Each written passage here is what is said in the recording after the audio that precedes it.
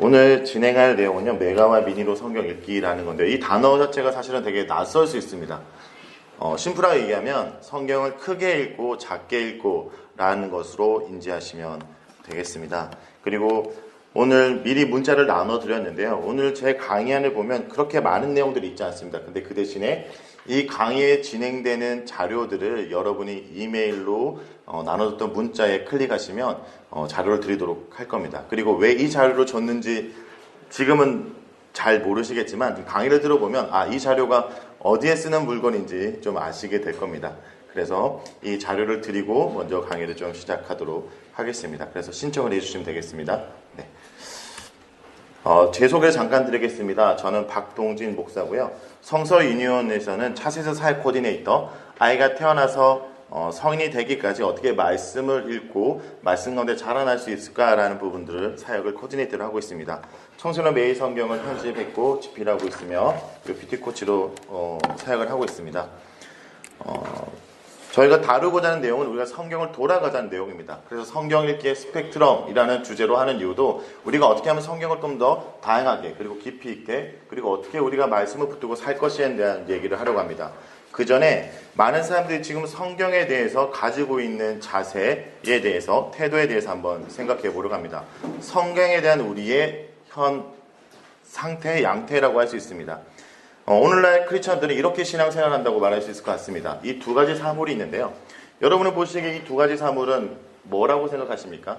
혹시 이 두 가지 사물이 어떤 거라고 생각하시냐 한번 제가 질문 드리려고 하는데요. 이 두 가지는 어떤 사물일까요? 첫 번째, 이 사물은 뭘 제가 말하는 걸까요? 혹시 이 사물에 대해서 혹시 아시나요?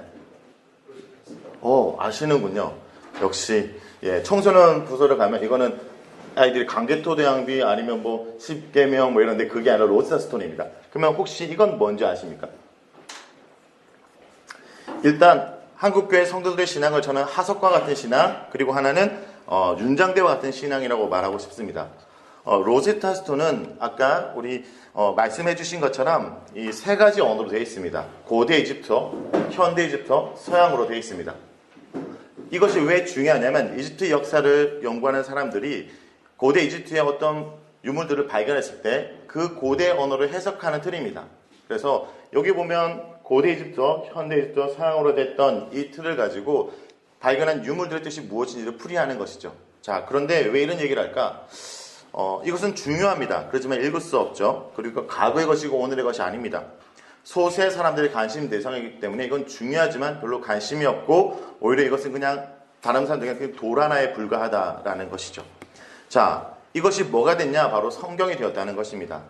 많은 사람들이 성경이 중요하지 않다라고 여기는 사람은 없습니다. 그렇지만 성경을 읽을 수 없다라는 생각하는 사람이 되게 보편적인 생각입니다. 그래서 성경하면 어렵다라고 많은 사람들이 느낍니다. 그리고 과거의 것이지 오늘의 것이 아니라고 생각하기에 성경은 특정한 대상들, 특정한 사람들이 읽고 연구하고 우리는 그저 들어야 되는 도구로 여기고 있다는 것입니다.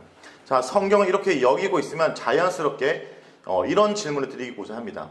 성경을 읽지 못함에도 불구하고 그들의 프로필에는 크리스천이라고 적고 있습니다. 그렇죠? 성경을 잘 읽지 못하지만 여전히 예수 그리스도를 믿고 하나님의 말씀을 따르고 있다라고 얘기합니다. 그러면 신앙이 어떤 식으로 전개되냐? 바로 성경을 읽지 않아도 마치 성경을 아는 것처럼 성경을 보지 않아도 하나님을 아는 것처럼 신앙생활을 잘하는 것처럼 만들어진 것이 바로 종교 시스템입니다. 바로 옆에 있는 이 윤장대가 이것입니다. 윤장대는요, 이 안에 뭐가 들어있냐? 바로 불교 경전이 들어있습니다. 불자들이 불공을 드린 다음에 이 윤장대에 들어있는 불교 경전이 들어있는 이 윤장대를 한 바퀴 돌리고 돌아갑니다. 그러면 한 번 읽은 걸로 쳐주는 거죠. 이게 소승 불교로부터 비롯된 방식입니다. 무슨 얘기를 하고자 하냐면 성경을 읽지 못하지만 덮어놓고 믿고 있고 성경을 들고 교회를 많이 맴돌면 신앙이 좋은 것처럼 여긴다는 겁니다. 성경을 덮어놓고 믿습니다 소리치면 신앙이 좋은 것처럼 여겨지고 성경을 읽지는 않지만 들고 교회를 많이 맴돌면 신앙이 성숙한 것처럼 여겨주는 현재 우리들의 모습 그리고 한국교회의 모습입니다. 그렇기에 이러한 두 가지의 이유 때문에 우리 신앙은 바로 이것을 향해 가는 것 같습니다. 자, 이 사문은 제가 뭘 얘기하고자 할까요? 금송아지 신앙입니다. 바로 출애굽기에 나온 금송아지 신앙은 그들이 바로 여호와 하나님을 섬기기 위해서 만들었다는 것입니다. 하나님을 섬기기 위한 것인데 그들이 익숙한 방식으로 섬겼다는 것이죠.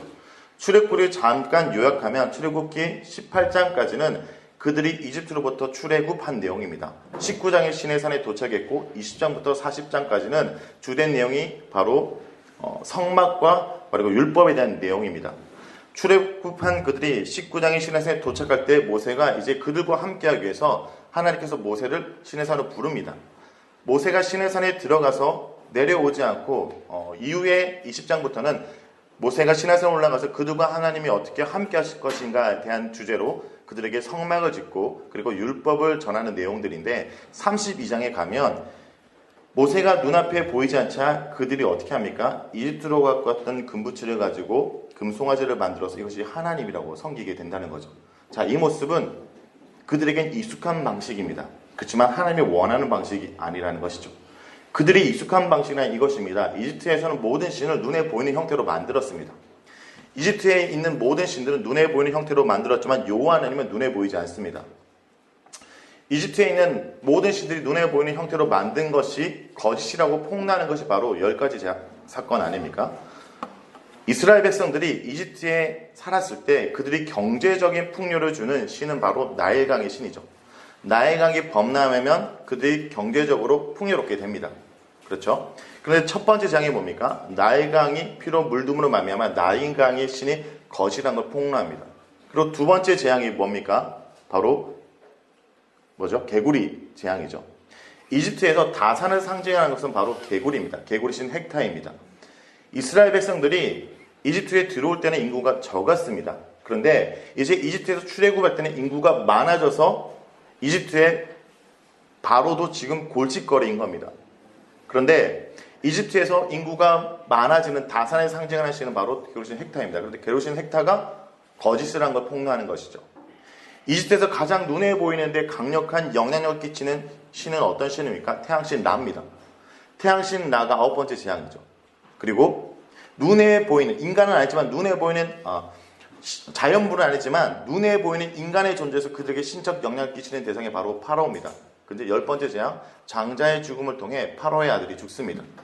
눈에 보이는 모든 것이 거짓이라고 폭로하고 눈에 보이지 않지만 그들을 신겼고 그들과 함께한 여호와 하나님을 붙들고 나아가는데 그들이 이제 눈앞에 한 가지 의지하는 대상이 있었던 것입니다. 바로 모세라는 것이죠. 신에 내리는 모세가 19장에 시내산에 올라가서 내려오지 않자 어떻게 합니까? 이제 그들은 불안한 겁니다. 더 이상 눈에 보이지 않습니다. 여호와 하나님을 쫓아왔지만 눈에 보이는 것을 믿는 그들의 모습은 어떻습니까? 여전히 신도 눈에 보이는 형태로 만들기 위해서 이집트로 갖고 왔던 금무치를 가지고 아론에 가서 금송아지를 만듭니다. 그리고 이것을 여호와 하나님이라고 얘기하는 거죠. 예수 그리스도를 믿지만 여전히 과거에 내가 익숙한 형태로 믿고 신앙생활을 하고 있고 그것이 신앙이라고 여기고 있다는 것이 우리의 모습. 바로 성경을 바로 알지 못하면 우리가 믿고 있는 하나님이 우리가 과거에 생각했던 경험 그리고 우리가 생각했던 신관이 합쳐져서 하나님을 만들고 있다는 것이죠. 이런 생각을 해봅니다. 하나님을 섬기기 위해서 금송아지를 만들었다. 금부치를 가지고 기이한 행동인 것 같지만 이건 하나님께 모욕적인 행동이죠. 최근에 제가 강의 때문에 집에 자주 못 들어간 애들이 많습니다. 예를 들어 저희 아이들이 3명인데 제가 보고 싶어서 저희 집에 키우는 강아지에게 저를 닮았다고 해서 아빠 부르면 저희가 어떻겠습니까? 모욕스러운 것이죠. 저희 아내가 저희 집 강아지에게 여보는 모욕스러운 것입니다.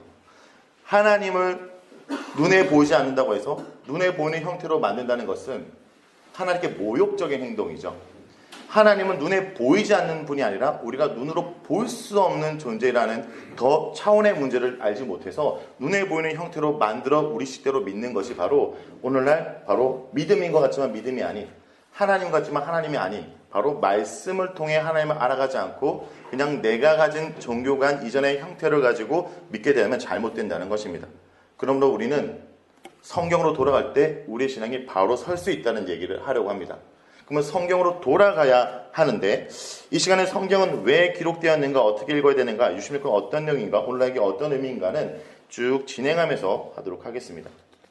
자, 그러면 우리가 성경을 알아간다라는 방법에 대해서 3가지 툴을 생각해 보려고 합니다. 첫 번째는 성경 통독의 방법이 있겠죠.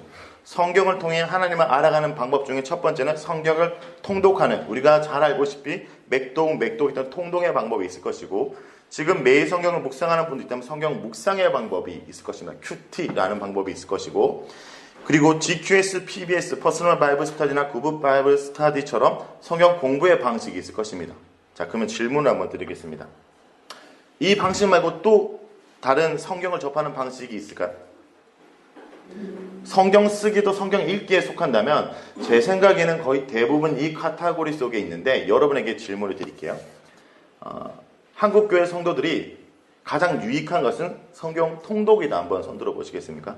성경 통독의 방법이 가장 좋다. 한 분. 그리고 성경 묵상 큐티의 방법이 가장 좋다. 내리시고, 성경 공부가 가장 좋다. 네, 좋습니다. 한국교회 성도들은요, 이 중에 뭐라도 하면 됩니다. 그렇죠? 뭘 따질 건 아니라고 생각합니다. 그렇지만 어떤 부분이 발달되는지는 알고 해야 된다고 생각합니다. 참고로 성서 유니온은 큐티만 하는 곳이 아니라 이 세 가지를 사실 매일 성경에 다 담고 있습니다. 오늘 매일 성경 본문에 보면 오늘 읽어야 될 성경 통독의 부분이 3장씩 나와 있고, 그 스케줄로 따라간다면 1년 1독을 하도록 이미 권장하고 있습니다. 그리고 지금 저희들은 예레미야 애가를 묵상하고 있으며, 주중에 예레미야 애가를 묵상한 것을 사람들이 금요일이나 아니면 주말에 같이 나눌 수 있도록 그룹 바이블 스터디를 GQS를 하고 있죠.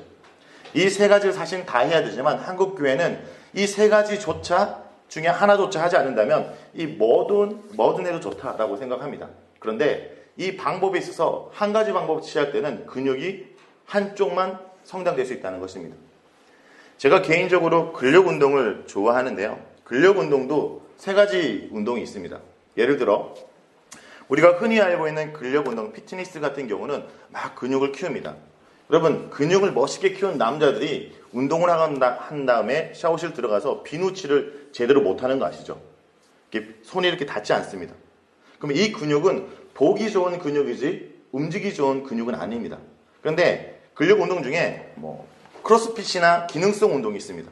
이것은 근육을 성장시키되 움직이기 좋게 성장시키는 운동이 있습니다.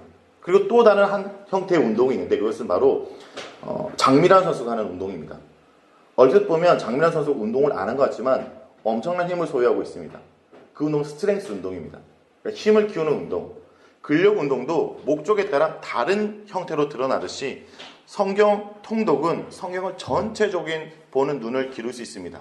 그렇지만 성경 통독만 오래 하신 분들은 성경 묵상을 하는 분들에 비해 성경 부분 내용에 있어서 상당히 약하다는 걸 알 수 있습니다. 맷독을 할 수 했다라는 건 말하지만 성경에 대한 부분의 내용들이 잘 정리되지 않은 경우가 많습니다.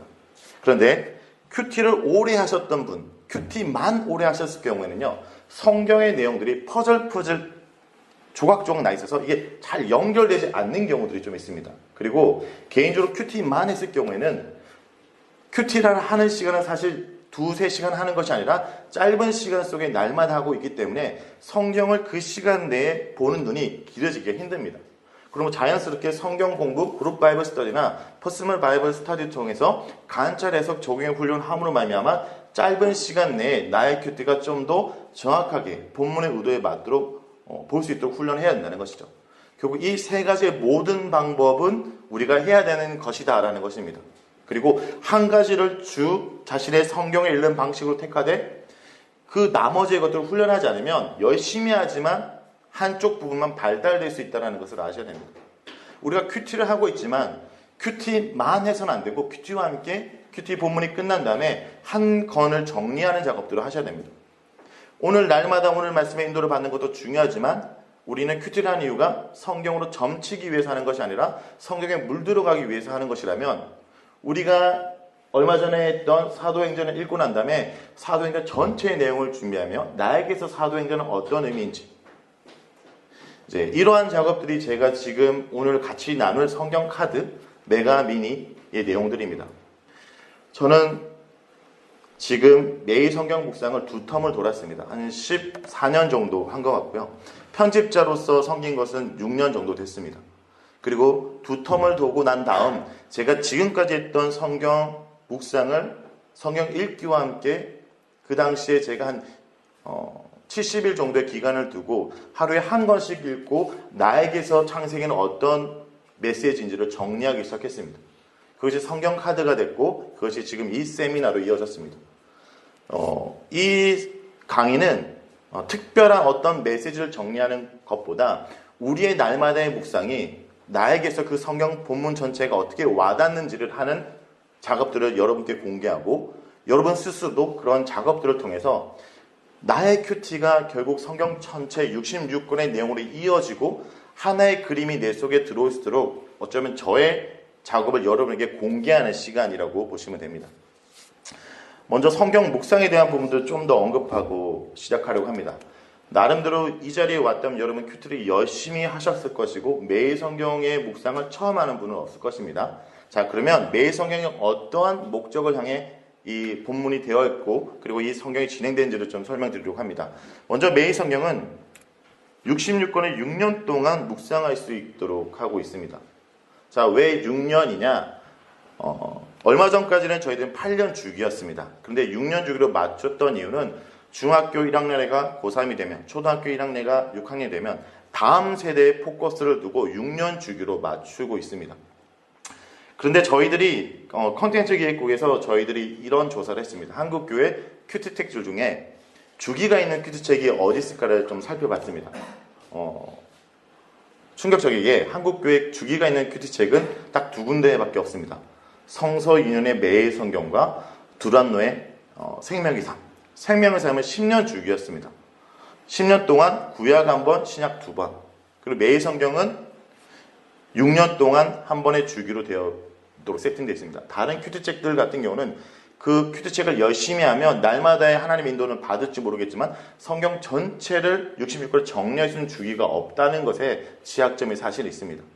그래서 저에게 있어서 좋은 큐티는 저도 편집자지만 이 매일 성경의 구성이나 내용의 좋은 부분도 상당히 중요하지만 제게 있어 매일 성경의 가장 코어 컨텐츠는 주기입니다. 주기.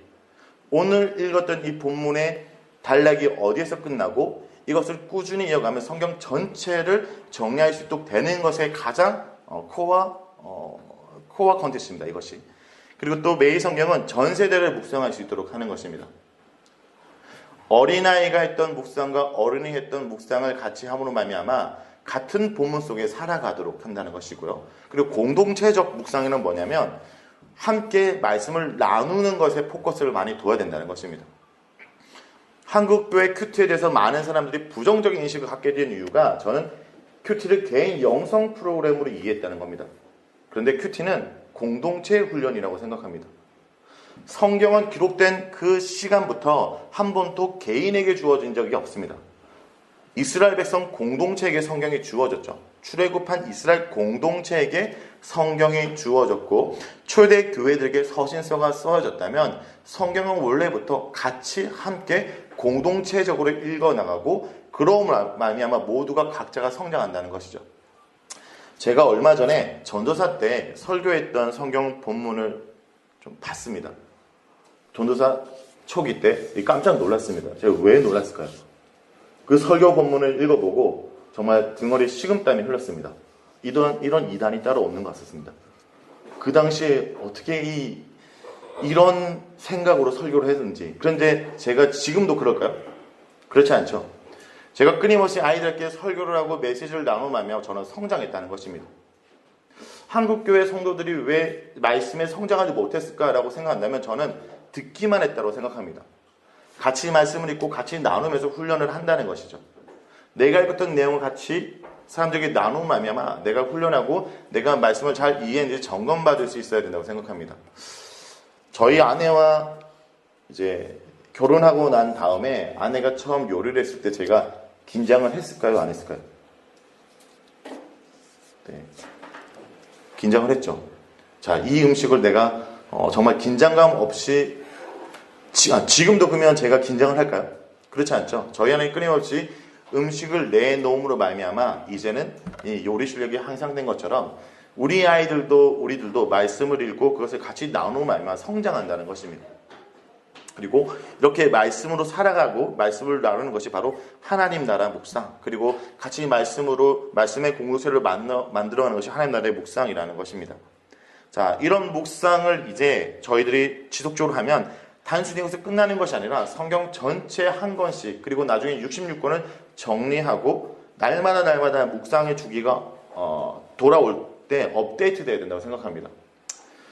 지금 제가 오늘 구약만을 다루겠지만 저에게서 창세기는 이러이러한 의미다라고 제가 정리를 할 겁니다. 그런데 이건 저의 성경 묵상 성경 카드이고 여러분의 성경 카드를 만들어야 된다고 생각합니다.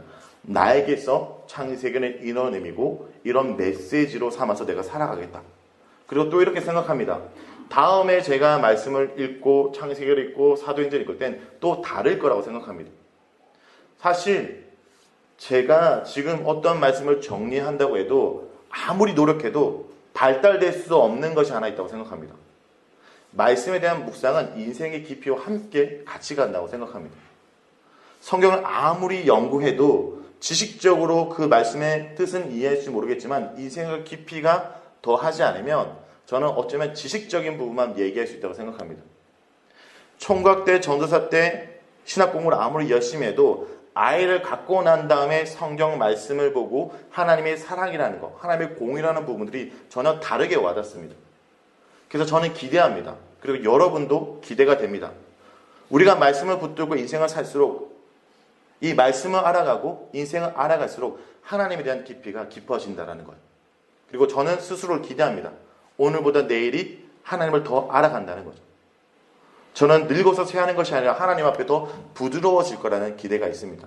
그리고 말씀을 붙들고 내 인생을 살아가서 주님 앞에 더 부드러워져서 주님 앞에 아주 유연한 모습으로 다가설 그때를 기대합니다. 그래서 이 강의는요, 기본적으로 매가 성경 큰 그림을 이야기하고 그리고 묵상, 각 성경 그리고 각 장, 각 본문 구절을 어떻게 조합해서 하나의 큰 덩어리의 성경을 형성하고 있는지, 어쩌면 저 하나의 개인의 작업이지만 이 개인의 작업을 여러분과 함께함으로 말미암아 역시 여러분의 작업이 될 수 있도록 좀 전해드리고자 제가 이 강의를 진행하고 그리고 또 성경 카드로 나눠드릴 것입니다. 성경 카드 그 드릴 자료에는요, 기본적으로 제가 한 권을 정리한 내용과 그리고 교회에서 사람들에게 가르칠 수 있도록 성경을 읽기 전에 마인드맵이 있습니다. 그래서 그걸 가지고 여러분이 얼마든지 사람들과 함께 나누고 읽어갈 수 있도록 돕고자 합니다. 그러면 이제 본격적으로 성경 이야기를 하려고 합니다. 성경은 이상적인 이야기가 아닙니다. 많은 사람들이 성경은 완벽한 이야기, 특별한 사람들이 나온 이야기처럼 이해하지만 성경은 아주 일상을 살아갔던 사람들의 이야기가 가득 넘칩니다. 성경 속의 일상을 살아갔던 그들의 삶은 어떻습니까? 역기능적 가정, 불륜, 고립, 집단 따돌림, 빈곤, 시기, 친족살인, 미혼모, 도둑질, 강도, 폭력, 열등과 학대, 차별, 사기, 이런 오늘날에 일어날 일들이 성경 속에 여전히 일어나고 있다라는 겁니다. 그렇지만 이런 일상을 살아갔던 그들에게 하나님 말씀이 임해서 그들이 하나님의 사람이 되고 특별한 하나님의 사람으로 만들어지는 것이 성경의 스토리라는 것이죠. 평범한 그들에게 주의 말씀이 임할 때 그들이 특별해지는 것. 일상을 살아가고 평범한 삶을 살아가는 우리들입니다. 우리 자체가 특별하지 않지만 하나님의 말씀이 나에게 임하고 내가 그 말씀을 통해 하나님 나라 속에 들어갈 때 우리가 특별해지는 것이라는 겁니다. 그러므로 말씀을 묵상해서 살아간다는 것, 성경을 읽고 살아간다는 것은 하나님 나라의 이야기 속에 들어가서 나의 정체성을 발견하고 그 속에서 나의 역할을 생각하며 오늘로 하나님의 기대로 살아간다는 것입니다. 이것이 우리가 말씀을 통해 우리 속에 일어나는 변화들이라고 생각합니다. 그리고 또 이 말씀을 읽어나갈 때 끊임없이 말씀을 읽을 때 놓지 않아야 될 두 가지의 질문이 있다고 생각합니다.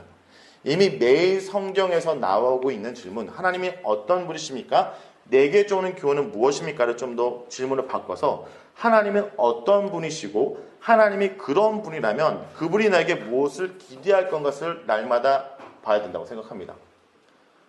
제가 청소년 아이들이나 청년들에게 이 부분을 많이 강조합니다. 성경을 어떻게 읽을지를 모르는 청년들이 되게 많습니다. 그런데 그들이 어떤 부분에서 가장 힘들어하냐면 성경을 읽을 때 무엇을 발견할지가 정해지지 않습니다. 자, 그럼 성경을 읽을 때 무엇을 발견하도록 해야 되냐? 가장 중요한 것은 성경은 바로 하나님이 자기 계십니다. 하나님이 자신이 어떤 존재인지 말하기 위해서 기록했다면 성경을 읽으면서 하나님이 어떤 분인지 알면 그분이 이런 분이면 내가 어떻게 할 때 그분이 기뻐할 건가를 생각하는 것이 바로 적용이라는 것이죠. 심플하게 설명드리겠습니다.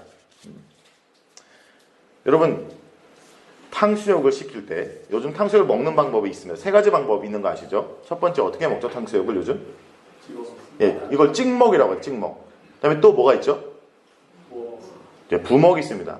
그 다음에 또 한 가지가 있죠. 되게 분위기가 엄숙해서 이 말을 하기 좀 그렇지만 정신없이 처먹이 있습니다. 네. 요즘 찍먹, 부먹, 처먹이 있는데 저는 주로 어떤 스타일로 먹겠습니까? 네. 제가 그렇게 보이나요? 네, 가끔 배고프면 그럽니다. 근데 저는 주로 찍먹입니다. 아셨죠? 제가 어떻게 먹는다고요? 제가 어떻게 먹는다고요? 자, 저희가 끝나고 탕수육을 시켰습니다. 공교롭게 저랑 같은 테이블에 앉으셨습니다. 저를 위해서 어떻게 드시겠습니까? 그죠? 바로 이겁니다. 하나님께서 자신을 찍먹으로 얘기하지 않지만 본문 속에 나는 거룩하다고 얘기했으면 우리 삶의 그 순간에 무엇을 선택해야 됩니까? 거룩을 선택하는 것. 그러니까 그 본문 속에 드러나는 하나님이 누군지를 깨닫고 그분의 기쁨이 되기 위해서 선택하는 것이 바로 말씀을 읽고 발견해야 되는 것이고 말씀을 읽고 살아가는 것. 이 두 가지만 사실 있어도 아이들이나 많은 성도들이 성경을 읽고 말할 수 있습니다.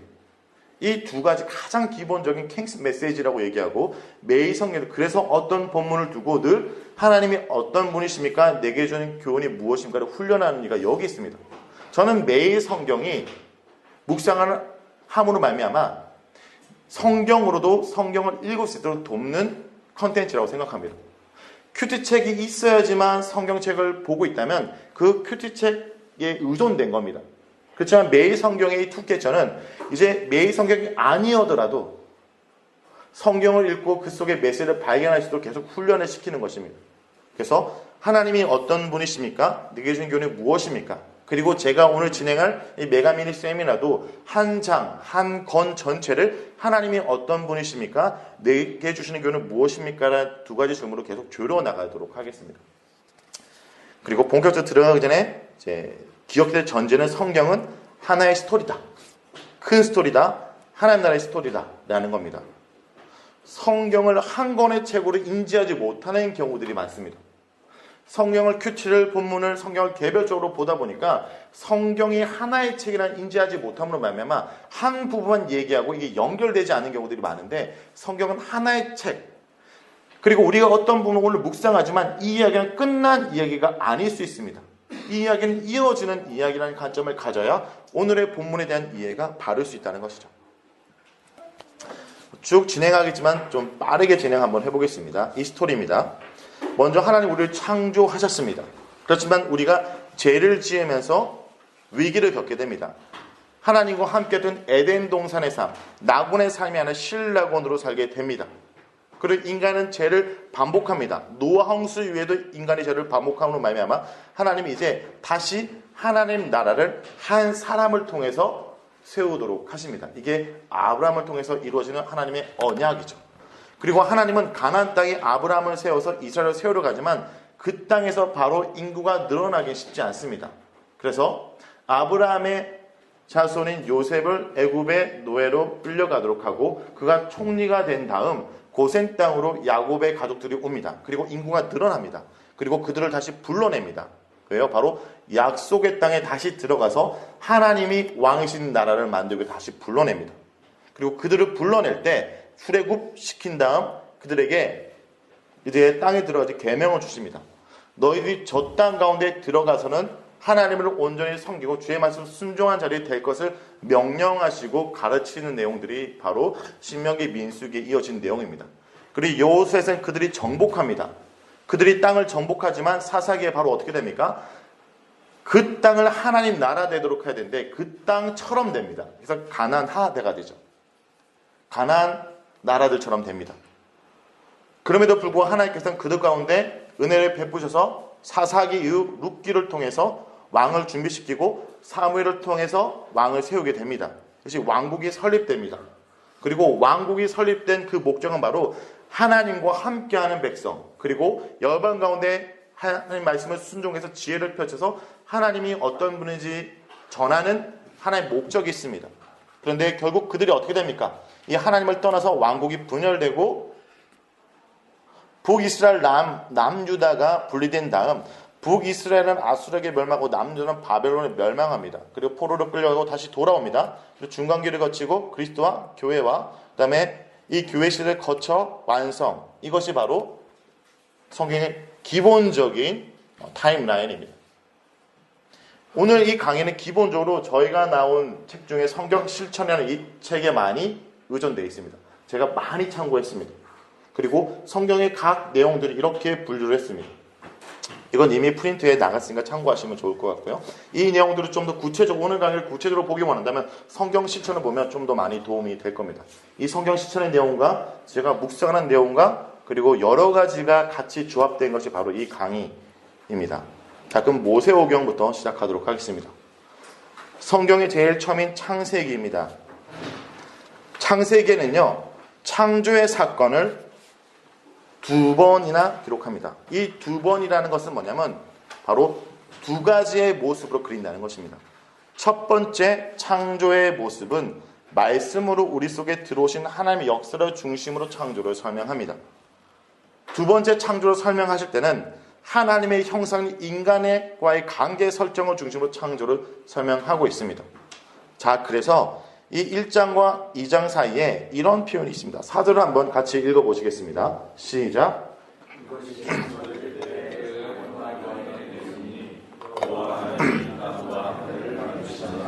네.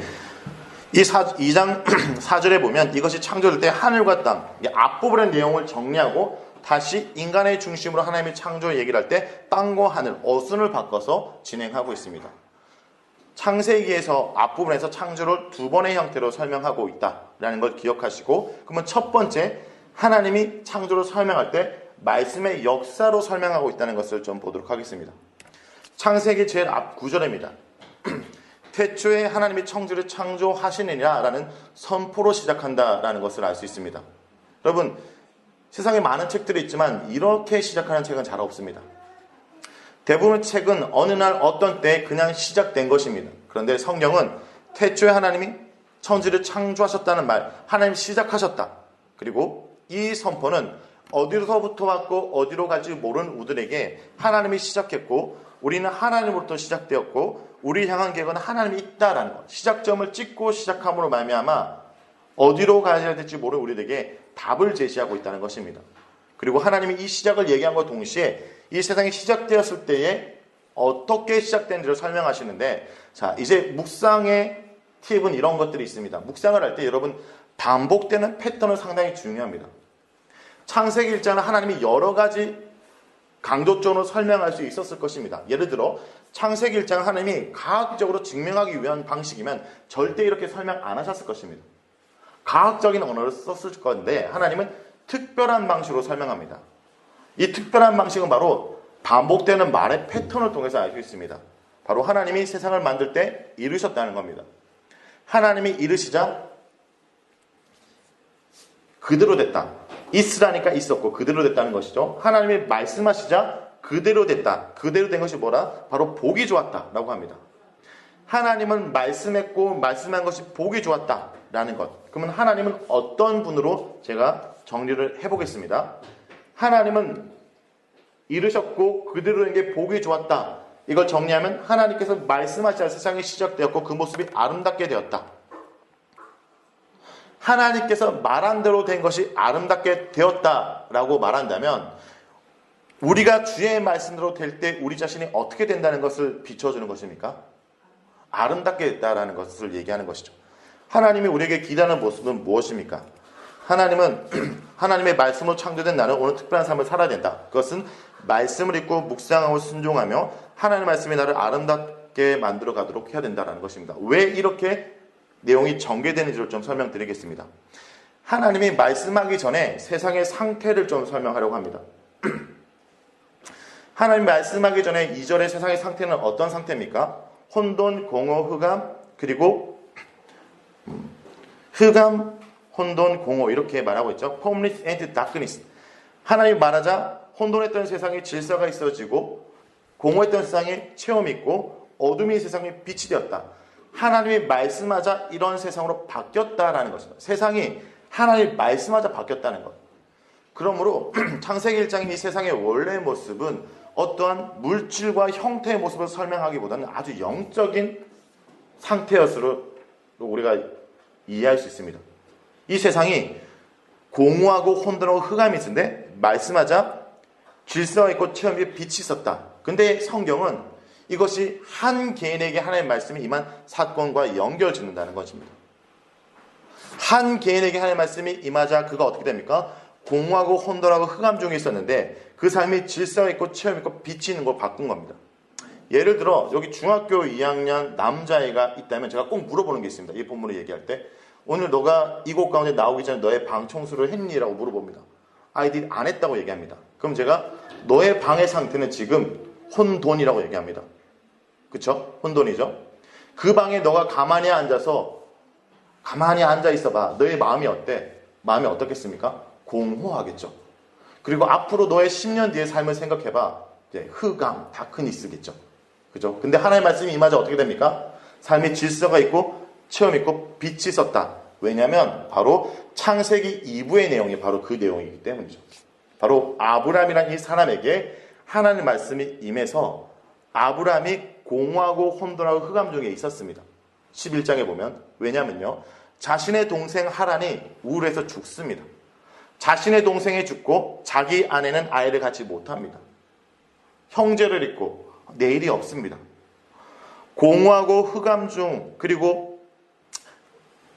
텅 빈 인생을 사는 그에게 주의 말씀이 임하자 아브라함이 뭐가 됩니까? 아브라함이 되는 거죠. 한 일개의 부족장인 아브라함에게 하나님 말씀이 임하자 그가 아브라함, 열방의 아비가 되는 것. 즉 창세기 1장은 하나님께서 이 책을 읽는 우리에게 이것을 얘기합니다. 어디서부터 왔고 어디로 갈지 모르는 공허하고 흑암과 그리고 혼돈 속에 있는 너희가 이 말씀을 통해서 새 창조될 것을 창세기 1장이 붙여주고 있다는 것이고요. 창세기는 전반적으로 창세기에 등장하는 모든 사람에게 한 가지 공식이 있습니다. 우리가 소위 믿음의 사람이라고 얘기하는 그들에게 늘 뭐가 있냐? 바로 이 단어가 있습니다. 이르시되. 하나님이 노에게 이르셨습니다. 하나님이 아브라함에게 이르셨습니다. 하나님이 이삭에게 이르셨습니다. 하나님이 야곱에게 이르셨습니다. 성경의 믿음의 사람은 하나님 말씀이 임한 사람이라고 볼 수 있습니다. 하나님의 말씀으로 우리를 하나님의 사람으로 세워 가신다는 것입니다. 성경에서 가장 많은 언급이요. 하나님이 이르시되라는 표현입니다. 그러면 성경은 하나님은 어떤 분으로 설명하냐? 말씀하시는 분. 하나님이 나에게 계속 말한다는 건 뭡니까? 나를 포기하지 않았다는 것. 하나님 말씀으로 순종하지 않고 살아가는 우리들에게 계속 말한다는 것은 우리를 포기하지 않았다는 것입니다. 우리를 바꿔놓겠다는 것입니다. 하나님 말씀으로 순종하진 그들을 위해서 말씀에 유시된 예수를 보내주셨다는 것입니다. 그래서 요한복음 뭐라고 합니까? 예수 그리스도가 이제 말씀으로 얘기하고 있죠. 그러면 이렇게 설명할 수 있습니다. 예수 그리스도가 우리 안에 들어올 때 우리가 어떻게 됩니까? Formless and darkness 했던 우리가 질서가 잡히고 체험 있고 내일 있는 삶으로 바뀌었던 예수 그리스도의 역사와 말씀의 역사를 같이 이야기하고 있다는 것을 우리가 알 수 있다는 거죠. 그러면 성경은 한 권의 책입니다. 이어지는 책, 그리고 앞에서부터 그것을 설명하고 있습니다. 자, 창세기 1장을 좀 설명을 좀 더 해보겠습니다. 창세기 1장 하나님이 우리를 만드셨을 때 하나님이 형상으로 만들었다고 얘기합니다. 자, 이것은 첫 번째, 우리는 스페셜하다는 거죠. 특별한 존재. 그리고 하나님이 형상으로 만들었다는 것은 하나님과 교제하는 존재라는 겁니다. 그 더 중요한 것은 교제의 목적이 뭐냐? 바로 하나님의 뜻을 펼치는 존재라는 뜻입니다. 그러므로 하나님의 형상으로 만들었던 이 말씀에 자연스럽게 이 땅 가운데 하나님의 뜻, 하나님께서 이 땅을 다스리듯이 너희가 다스리라는 명령이 이어지는 것이죠. 그러므로 아담이 해야 될 가장 중요한 업무는 바로 이 피조물에게 이름을 짓는 것. 이름을 짓는 건 창조주의 역할입니다. 그렇죠? 근데 이 미션을 인간에게 줬다는 건 뭐냐? 바로 하나님의 다스림을 보이라는 겁니다. 하나님을 닮은 존재가 하나님과 교제하며 하나님의 뜻을 펼치는 것. 그러니까 에덴 동산에서는 인간이 하나님과 함께 파트너십을 이루어서 다스리도록 된 겁니다. 그런데 인간이 무엇을 선택합니까? 그 하나의 말씀을 순종해서 청직의 삶을 선택하지 않고 내가 스스로 선과 악을 판단하는 삶을 선택하는 말미암아 하나님이 왕인 세상에서 그가 살지 못하고 신라곤의 삶을 살게 되죠. 그 요한계시로 가면 우리가 하나님과 궁극적으로 어떤 상태로 얘기하냐면 주님과 함께 다스린다라고 합니다. 이것이 완성의 그림으로 이야기하고 있다라는 것입니다. 그러므로 하나님의 형성의 모습은 단순히 스페셜하다, 닮았다는 것을 넘어서 하나님과 교제해서 하나님의 뜻을 펼치는 존재라는 겁니다. 자, 그러면 인간이 살았던 그 에덴 동산의 모습을 한번 보도록 하겠습니다. 에덴 동산을 주님께서 만드시는데 에덴 동산에서 중요한 요소가 있다면 세 가지가 있습니다. 첫 번째는 동산 중앙에 있는 생명나무, 그리고 하나는 선과 악을 하게 나무. 참, 이 부분이 참 재밌는데요. 제가 이런 질문을 많이 해요. 우리 인간이 왜 죄를 지었을까요? 청소년부나 청년부에 얘기하면 대부분 사람들이 이렇게 대답합니다. 선악과라고 대답합니다. 이렇게 얘기하면 너무 다행인데 어떤 교회는 찬양이 들다가 너무 흥분한 나머지 앉자마자 너무 흥분해서 빨리 죄에 대답하려고 무화과라고 대답한 경우가 가끔 있습니다. 좀 헷갈린 거죠. 비슷하니까요. 근데 더 문제는 옆에 있는 사람들이 속상입니다. 야, 사가 아니었어. 이렇게 속상입니다. 이게 왜 그러냐면요. 대부분 사람들이 이 선악과 얘기를 알지만 이 성경 본문을 읽고 자기가 묵상하고 정리하지 않았기 때문에 선악과라고 기록되어 있다고 생각합니다. 근데 실제로 보면 선악과라는 기록은 없죠. 선과 악을 하게 나무라고 기록되어 있다는 겁니다. 그러면 많은 사람들이 신앙이 어떻다고 얘기할 수 있습니까? 자, 사과라고 얘기한 건 뭡니까? 그림 언어입니다. 선악과라고 대답한 건 음성 언어입니다. 성경을 자기 눈으로 읽은 적이 없기 때문에 늘 흐릿하고 불분명하다는 것이죠. 자, 그러면 우리가 좀 제대로 한번 정리를 해보겠습니다. 에덴 동산의 중요한 세 가지 요소 중에 두 가지가 있습니다. 생명나무와 선과 악을 알게 하는 나무. 자, 근데 하나님은 선과 악을 알게 하는 나무를 먹지 말라. 내가 먹는 반드시 죽는다. 그러면 선과 악을 알게 하는 나무를 먹고 살아간다는 건 뭐냐면 내가 선과 악을 판단하는 주체, 내가 선과 악을 판단하는 하나님이 되기로 선택한 겁니다. 하나님의 뜻대로 살아가는 것이 아니라 선과 악은 하나님이 판단하는 것인데 하나님이 아니라 내가 판단하기로 결정한 것이죠. 그러면 인간은 어떻겠습니까? 내게 좋은 건 선, 내게 불리한 건 악으로 규정하고 살아가겠죠. 그런데 여기 계신 분들이 다 어떻습니까? 자기에게 좋은 것과 저 사람이 좋은 것이 다릅니다. 그러면 우리가 모이는 우리들이 각자가 선과 악을 판단하는 주체가 되면 여기는 분쟁이 일어납니다. 그러면 누가 얘기하는 것이 당분간 선이 되겠습니까? 이 중에 가장 힘이 센 사람이 말하는 것이 선이 되겠죠. 근데 조금 있다가 다른 사람이 힘을 키워서 뒤엎고 그 사람이 말하는 것이 선이 되면 인간 사이에 전쟁과 갈등은 끊이지 않습니다. 그러면 인간과 인간과의 이 다툼과 분쟁은 언제 끝납니까? 바로 하나님의 기준을 따를 때, 바로 하나님의 말씀을 순종할 때 안식, 샬롬을 누린다는 것이 성경에 말하는 평화와 안식의 개념이라는 겁니다. 자, 그런데 에덴 동산에 이 두 가지 나무도 있지만 우리가 놓치고 있는 한 가지 이미지가 있는데 바로 강의 이미지입니다. 에덴 동산을 설명할 때 많은 부분을 강에 대한 부분들을 설명하고 있습니다. 에덴 동산은 인간이 선과 악을 알게 나무를 먹으로 말미암아 생명나무에 접근하지 못하도록 하원경으로 둘러싸입니다. 그렇지만 중요한 것은 이 강은 그곳 가운데 계속 흘러 넘치는 것을 성경을 통해 알 수 있습니다. 다시 정리하면 하나님의 왕인 나곤에서 인간의 죄를 지어 신라곤을 경험하지만 하나님의 은혜의 강문을 흘러 결국 어떻게 합니까? 다시 인간을 나곤으로 이르도록 합니다. 성경을 크게 말하면 세 파트로 나눌 수 있죠. 에덴 동산의 나곤의 삶, 죄를 지어 신라곤이지만 다시 나곤으로 돌아가는 것. 그런데 이 돌아가면 바로 이 은혜의 강이 흘러 나온다는 것을 알 수 있고, 요한계시록에 가보면 이제 다시 흘러 완성된 그 나곤의 모습을 설명할 때 앞에서 봤던 세 가지 요소 중에 한 가지가 없죠. 강의 이미지는 있고 생명나무의 이미지는 없지만 뭐가 없습니까? 선과 악을 하게 나무는 완성된 요한계시록에는 없습니다. 그렇죠? 더 이상 선과 악을 주체가 인간이 아니라는 겁니다. 하나님이 선인 세상 속에서 하나님과 함께하는 완전한 모습으로 요한계시록을 완성하고 있다. 지금 하고자 하는 얘기는 뭐냐면 성경은 하나의 책이라는 것입니다. 앞부분에서 인간이 선과 악을 알게 한 나무를 먹으로 말미암아 실패했지만 은혜의 강물이 흘러 결국 하나님께서 완성한 새하늘과 새 땅의 이미지로 하나의 책으로 만들고 있다라는 것이고, 그리고 성경에 보면 이 강은 하나님과 어린 양의 보좌로부터 흘러나왔다라고 얘기하는데, 에스겔에서 성전으로부터 흘러나오는 물, 요한복음에서는 그 배의 생수의 강 예수를 통해서 그 은혜의 강이 흘러 결국 우리가 낙원으로 돌아가도록 하는 내용으로 말하고 있다는 겁니다. 이것이 바로 쭉 이어지는 완성의 이미지입니다. 그래서 이렇게 한번 정리해 보겠습니다. 창세기에서 이 내용이 요한계시록에서 이렇게 완성된 내용으로 한번 정리를 해보겠습니다. 태초에라고 말했다면 요한복음은 시작과 끝을 얘기합니다. 끝이 있었다. 마무리를 짓고 있죠. 그리고 하나님이 창조하신 하늘과 땅이 죄의 저주를 받고 있다면 죄를 찾아볼 수 없는 새하늘과 새 땅의 이미지, 그러니까 한 권의 책이기 때문에 완성하고 있다는 겁니다. 제가 지금 이 한 권의 책이라는 것을 계속 강조하는 이유는 뭐냐면, 우리가 말씀을 묵상할 때 너무 이 안에서 모든 걸 해석하려면 해석이 되지 않습니다. 때로는 큰 그림 속에 때로는 의문으로 남겨두기도 하고 하나님의 신비로 남겨두기도 하고 하나님의 역사로 기대하며 가야 됩니다. 그렇죠. 우리가 구약을 볼 때 구약의 한 부분을 보지만 여기서 끝나면 안 됩니다. 사실 우리가 본문을 여기 보고 있지만 하나님의 스토리는 한 권의 책으로 흘러가고 있다는 것을 인지해야 되기 때문에 이것을 강조합니다. 자, 창세기 보면 물은, 바다는 무질서한 혼돈을 보여주는데, 마지막 요한계시록 가면 바다가 없습니다. 바다가 없어요. 강은 있는데 바다가 없어요. 왜? 바다는 혼돈의 상징이기 때문에. 하나님께 완전한 세상의 모습을 얘기하고 있다는 것이죠.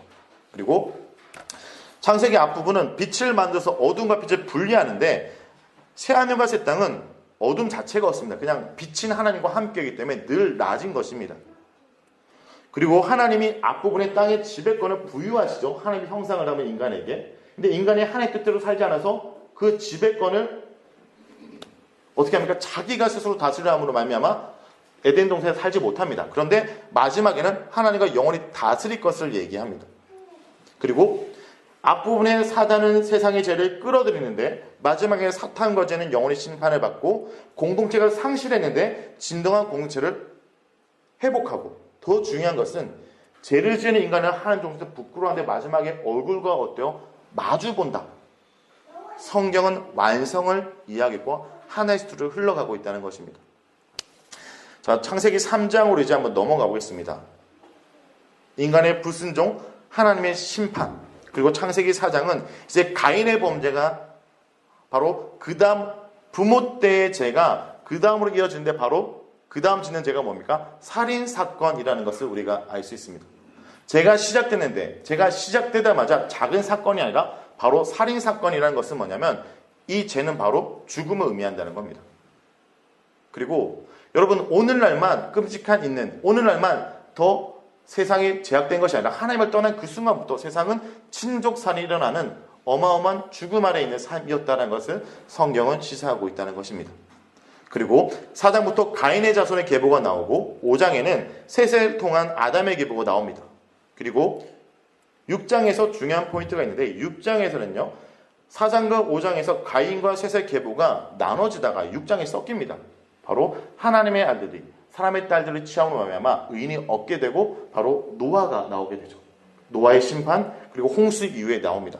이 부분은 좀 디테일하게 다시 한번 들어가 보겠습니다.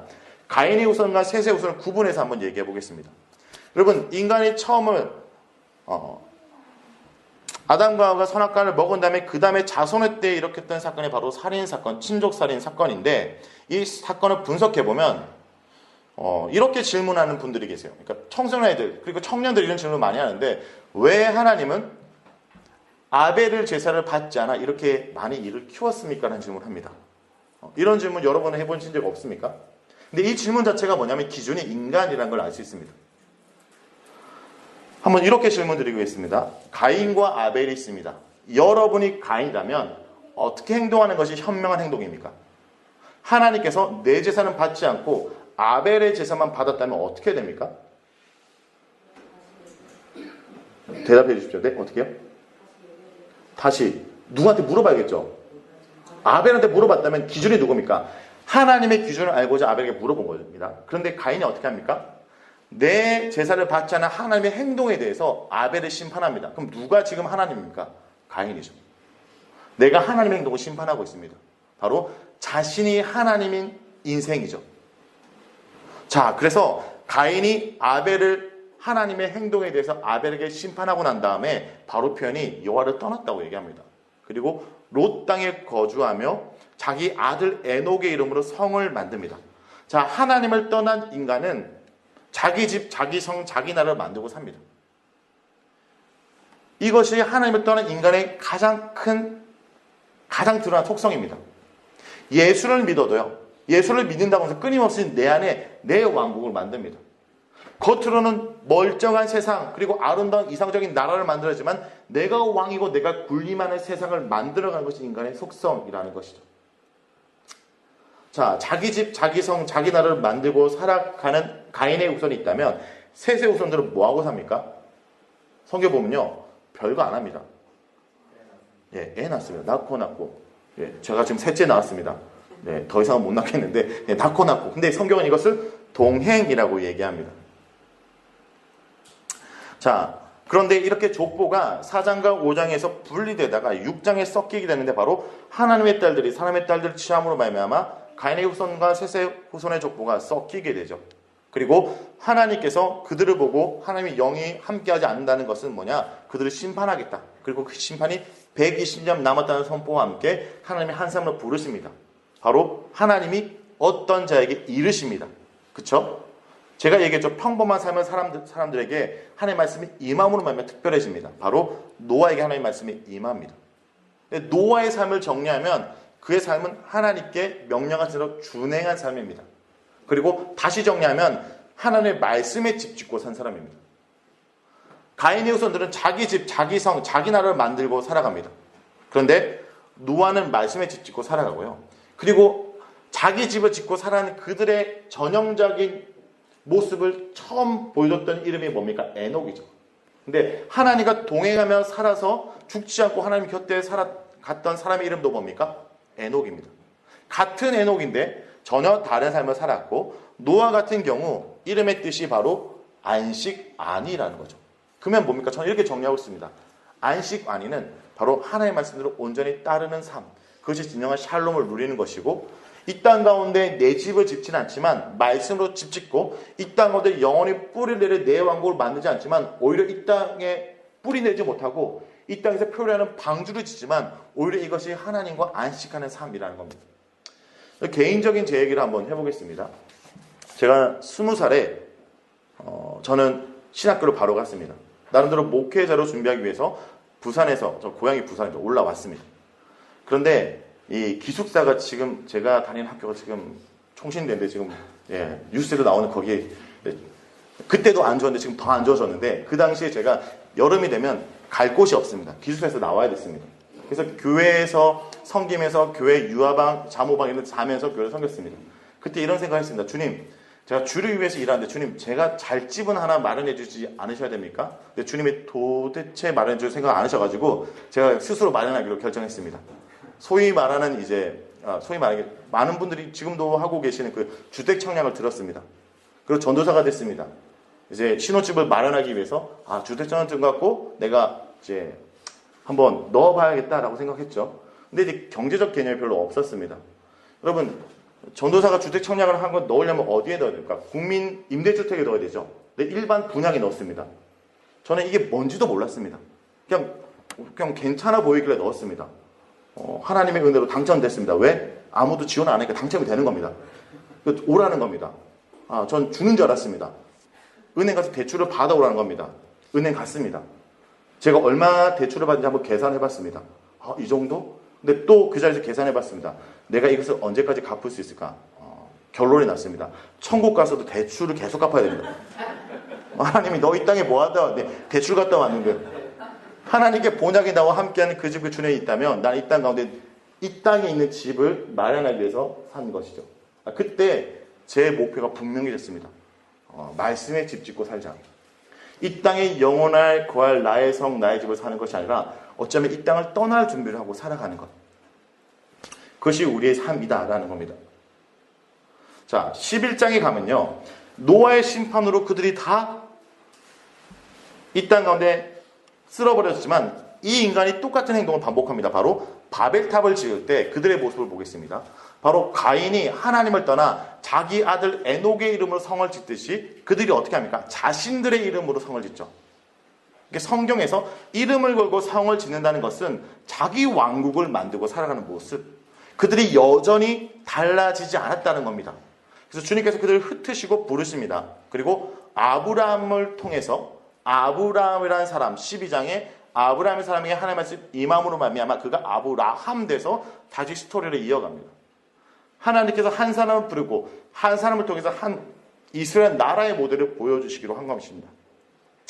그리고 이삭에서 야곱의 출세, 그리고 이삭과 아비멜렉, 그리고 또 27장부터 35장은 야곱이 이스라엘 되는 이야기, 그리고 36장은 에서의 자손들, 37장부터 50장까지는 요셉의 형제들과 야곱의 죽음, 요셉의 죽음 이렇게 됩니다. 자, 전체 창세기의 내용을 제가 봤습니다. 그럼 이것을 다시 투 퀘션으로 요약하겠습니다. 하나님은 어떤 분이십니까? 하나님은 하나님의 사람들에게 말씀하시고 언약을 맺으시고 인간의 실수, 실패, 부족에도 불구하고 그 말씀을 이루어 가시는 분입니다. 창세기 전체를 보자면 하나님이 인간을 만드시고 죄였지만 하나님께서 계속 그들에게 말씀하시고 그들과 언약을 맺어서 부족한 그들의 믿음의 사람으로 이끌어가는 것이 창세기 내용이라면 오늘 내가 어떻게 해야 될지를 생각하는 것, 이것이 창세기 전체의 묵상이라고 생각합니다. 그래서 제가 창세기를 정리하겠습니다. 성경 카드로 정리하겠습니다. 저에게 있어서 창세기이고요. 여러분도 창세기를 50장까지 읽고 여러분의 창세기를 정리하면 좋겠습니다. 제가 이 시간에 하고자 하는 것은 제가 한 것을 여러분이 받아들이는 것이 아니라 여러분의 메시지를 만들기 위해서 제가 먼저 선 공개를 하는 겁니다. 그리고 여러분의 각 창세기 출애굽기가 만들어졌으면 좋겠습니다. 제가 만든 창세기 성경 카드는 이겁니다. 창세기 1장에서는 하나님의 말씀으로 세상을 만드시고 창세기 12장에서는 하나님의 말씀으로 한 인생을 만들어 가십니다. 창세기는 믿음의 사람들을 보여줍니다. 아브람, 이삭, 야곱, 요셉, 이들은 믿음의 사람들입니다. 그러나 믿음의 영웅들은 아닙니다. 창세기는 믿음의 영웅들이 빛나는 내용이 아니라 부족한 자들의 믿음의 사람으로 결국 세워가는 하나님의 끈질긴 사랑 이야기입니다. 이것이 저의 창세기입니다. 출애굽기로 넘어가도록 하겠습니다. 출애굽기는 이스라엘 백성들이 애굽으로부터 나와서 다시 그들의 본향인 가나안 땅으로 돌아가는 내용입니다. 자, 여기서 여러분에게 한 가지 팁을 하나 드리겠습니다. 구약의 지도를 그릴 수 있는 팁. 이게 왜 필요하다고 생각하냐면요. 제가 청소년아이들 가르치다 보니까 아이들이 역사를 배울 때 고조선을 배운 다음에 고조선 지도를 하나 그리고 들어가더라고요. 통일신라를 배우면 통일신라 지도는 그리고 들어가는데 우리가 성경을 읽을 때 성경의 지도를 그리지도 못하고 머릿속에 없는 상태에서 읽기 때문에 성경은 역사 가운데 이 땅 가운데 일어난 일인데 허공에서 일어난 일처럼 인지하고 있다는 겁니다. 그래서 지도를 그릴 수 있도록 좀 도와드리겠습니다. 근데 이런 지도를 쉽게 그린다는 건 어떤 뜻입니까? 유치하다는 뜻입니다. 아셨죠? 유치하지만 한번 따라해 보십시오. 여러분 구약의 지도를 한번 그려보겠습니다. 먼저 배 앞 부분이 있습니다. 이렇게 배 앞머리예요. 자, 머릿속에 기억할 수 있나요? 한번 볼펜을 한번 따라 그려 보시겠습니까? 네. 이 중고등부 세미나에서 실습은 절대 안 시키겠습니다. 그렇지만 예, 한번 그려만 보십시오. 배 앞머리입니다. 배 앞머리에 구멍이 새서 물이 새고 있습니다. 이렇게. 자, 어떻게 됩니까? 살려달라고 소리쳐야 됩니다. 살려달라고 손을 흔드는 겁니다. 근데 아무도 보지 않습니다. 어떻게 해야 될까요? SOS를 쳐야겠죠. 풍선을 달아 올리는데 모래주머니를 달아서 올립니다. 왜냐하면 빨리 올라가면 안 되니까 천천히 올라가라고 모래주머니를 달아서 풍선을 올립니다. 그리고 자, 여기서부터 이런 건 늘 유치한 겁니다. 엔딩이 유치해야 됩니다. 이 모든 걸 딱정벌레가 보고 있다 이렇게 좀 매듭을 맺겠습니다. 자, 그러면 이렇게 됩니다. 요 앞부분은 지중해가 됩니다. 자, 볼까요? 나일강이 되죠. 세줄기, 홍해, 여기 풍선 갈릴리바다, 줄은 요단강, 밑에 돌은 사해, 그리고 유프라테스강, 티그리스강, 페르시아만. 이제 성경 파노라마에서 이미 말하고 있는 테리올이 했던 이 방식이 이겁니다. 저는 이제 이게 가장 제가 성경의 지도를 그릴 수 있는 방식이더라고요. 저의 방법입니다. 배에 앞머리가 있었고 물줄기가 세족이 샜고 그 살라다라고 소리쳤고 풍선을 주머니에 달아 올렸고 유프라테스강 티그리스산 페르시아만. 자, 이 지도만 있으면요 사실 이것이 신약까지 이어질 수 있습니다. 이 지도를 이용하는 건 계속 강의를 진행하면서 하도록 하겠습니다. 이 출애굽의 이동 경로를 보려고 하는데요. 이 왜 고센 땅에 있는 그들이 왜 다시 땅을 차지하는가의 질문을 던질 수 있습니다. 이것은 바로 하나님 나라 때문이죠. 우리가 처음에 했던 강의가 하나님 나라 강의입니다. 하나님 나라에서 중요한 것은 백성, 땅, 그리고 왕의 통치가 중요합니다. 자, 그런데 먼저 이 백성이 준비되는 것을 한번 보겠습니다. 하나님께서 아브람, 공허하고 혼돈하고 흑암 중에 살았던 이 자에게 말씀하심으로 그가 아브라함이 되어서 바로 하나님이 세우려는 이 땅 가운데 가게 됩니다. 근데 이 땅 가운데 가지만 인구가 쉽게 늘 수 있는 지역이 아닙니다. 그렇죠? 왜 그렇습니까? 이 땅은 이집트 문명과 메소포타미아 지역 문명이 겹치는 지역, 그러니까 전쟁이 잦은 지역이기 때문에 인구가 늘어나기 쉽지 않습니다. 그래서 아브라함이 이곳 가운데 간 이후에 아브라함의 손자인 요셉이 애굽의 종으로 팔려가게 됩니다. 그리고 거기서 총리가 되어서 그의 아버지 야곱의 가족들 이스라엘이 이곳 가운데 와서 고센 땅에 머물게 되고 이곳 가운데 어떻게 됩니까? 인구가 늘어납니다. 인구가 늘어나죠. 백성이 준비된 겁니다. 하나님 나라의 기본적인 근간인 백성이 준비됐다면 이제 땅을 차지해야 되고 이제 땅의 주제가 끝나면 그 다음에 왕의 주제로 이어집니다. 그러면 이 왕의 주제는 바로 사사기부터 시작되니까 이 땅부터 시작해 보겠습니다. 백성이 이제 준비되었습니다. 그런데 백성이 준비 그때에 이집트의 왕은 새 왕이라는 건 뭐냐면 왕조가 바뀌었다는 겁니다.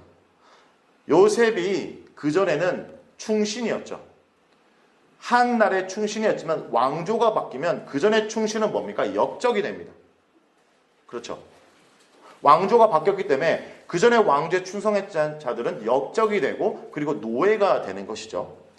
자, 그들이 역적으로 몰리고 노예가 돼서 그들의 상태는 어떻게 됩니까? 어른들은 고역으로 죽어가고 있습니다. 시달리고 있습니다. 그들의 남자아이들은 어떻게 됩니까? 바로 나일강에 버려지게 됩니다. 자, 그러면 이스라엘의 백성의 생존이 위협받고 있는 상황, 핍박받고 있는 이 상황이 출애굽기 1장의 모습. 그들이 돌봄을 받지 못하고 노예로서 핍박받고 있는 그들이 40장, 마지막 40장으로 한번 다시 가보겠습니다. 40장에 가면 한번 40장 말씀을 한번 읽어보겠습니다. 40장 38절입니다. 읽겠습니다. 시작.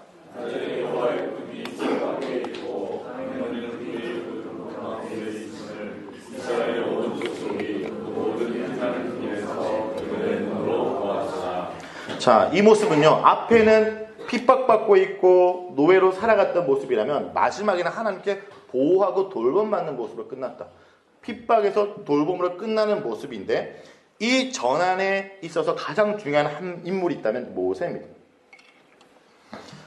모세는 강에서 건진 아이라는 뜻이 있죠. 모세 건진 사람이라는 뜻입니다. 자, 근데 이 부분에 한번 주목해 보려고 합니다. 모세를 건진 건 바로의 딸입니다. 바로의 딸이 이 아이를 건져서 어떻게 합니까? 나를 위해서 키우라고 한 여인에게 얘기합니다. 모세의 친모에게 나를 위해서 키우라고 하는데 이 여인은 바로의 딸을 위한 아이로 키우지 않고 하나님의 뜻을 이룰 아이로 키웁니다. 그래서 모세가 자라면서 이집트의 왕조의 정체성이 아니라 이스라엘 백성의 정체성을 갖고 있습니다. 그렇기에 자기 민족을 괴롭히는 이집트 병사에게 분노하는 겁니다. 근데 하나님의 때와 방법을 묻지 않고 분노하고 이를 저지로 말미암아 그가 어떻게 됩니까? 살인자가 되고 도망자가 됩니다. 그런데 중요한 것은 성경의 인물들의 공치처럼 나타나는 한 가지 법칙이 있겠죠. 바로 하나님의 말씀이 이르십니다.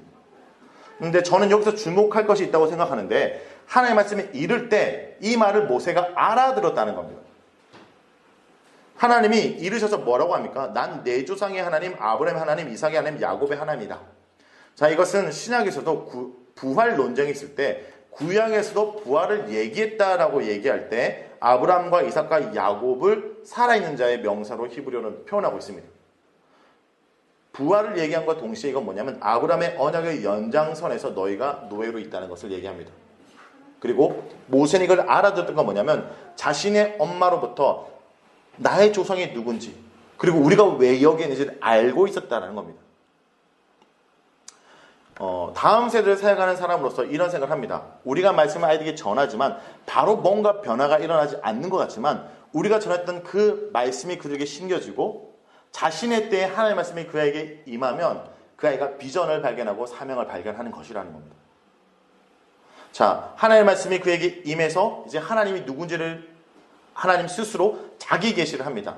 자, 하나님을 발견함으로 그가 무엇을 할지를 알게 되죠. 자, 투케이션이 여기서 등장합니다. 하나님께서 자신이 누군지를 말하고 또 자신이 너희들을 어떻게 보고 있는지 얘기합니다. 너희들의 고통을 분명히 보고 부르짖음을 듣고 근심을 알았다. 하나님은 우리는 하나님 백성이고 주님이 우리의 고통을 봤기에 이제 모세에게 주어지는 건 뭡니까? 이 백성을 구원하기 위해서 너가 바로에게 가라라는 거죠. 하나님이 어떤 분인지 알므로 하나님이 무엇을 기대하는지를 알게 되는 것. 그러니까 끊임없이 성경은 이 투 캐릭터를 통해서 얘기하고 있고 하나님의 사람이 하나님의 말씀을 통해 하나님을 알아갈 때 이 땅 가운데 무엇을 해야 될지를 아는 것을 보여줍니다. 자, 출애굽기 4장부터 18장은 애굽에서 광야로 10가지 재앙이 언급되고 19장에 이제 시내산에 도착합니다. 그리고 20장부터 40장은 율법과 성막. 그래서 출애굽기는 심플하게 이렇게 정리하면 됩니다. 1장부터 18장까지는 출애굽, 19장은 시내산 도착, 모세가 위로 올라가고 20장부터 40장은 하나님이 그들과 함께하기 위해서 그들의 법을 지켜야 되는 하나님의 율법, 하나님이 그들과 함께 거하기 위한 성막을 짓도록 한 내용이다. 그런데 이 중간에 뭐가 있냐? 바로 금송아지 사건과 두 번째 돌판 사건이 있습니다. 자, 금송아지 사건은 앞에서부터 제가 언급했기 때문에 좀 넘어가겠습니다. 모세가 시내산에 올라가자 그들 눈앞에 신의 대리자가 보이지 않자 불안합니다. 그들은 모두 눈에 보이는 형태로 믿어야 됐습니다. 그래서 이집트로 갔거든 금부치를 가지고 금송아지를 만들어 성기로 말미암아 오히려 주님께서 그들을 버려야 되는 운명이 처합니다. 광야에 버릴 것이다. 그때 하나님께서 아브라함을 불러 올려서 다시 위기에서 회복으로 되는데, 자, 이 부분이 바로 출애굽기 34장의 부분입니다. 근데 이 회복도 모세가 자원한 것이 아니라 바로 하나님이 이르시되, 인간이 하나님 말씀을 불순종했지만 회복도 하나님이 먼저 손을 내미시고 부르신다는 겁니다. 그리고 돌판돌을 처음 것과 같이 다듬어 올라오라. 실패했지만 주님께서 먼저 부르시고 어떻게 합니까? 시간과 장소를 정해주죠. 그리고 아침까지 시내산에서 이게 묵상 훈련을 할 때 우리가 날마다 실수하고 죄를 짓지만 하나님은 오늘도 여전히 임하시고 하나님을 만나는 시간과 장소를 정해서 하나님 통해서 우리가 새 창조되고 다시 출발할 수 있는 것을 얘기하는 부분이기도 합니다. 자, 이제 모세가 하나님의 그 부르심을 듣고 하나님께 나아갑니다. 근데 하나님께 나아가서 듣는 게 뭐냐면, 여기서 보십시오. 하나님께서 이스라엘 백성들이 죄를 지었고 그들을 회복하기 위해서 모세를 불렀을 때 하나님이 얘기했던 것은 자기의 이름을 선포한다. 이게 뭐냐면 하나님이 누군지를 알려준다. 근데 하나님이 누군지를 알면 지금 이스라엘 백성들이 무엇을 할지가 정해지는 겁니다. 하나님의 이름을 선포하는데 뭐라고 얘기합니까? 6절과 7절 한번 읽어보겠습니다. 시작.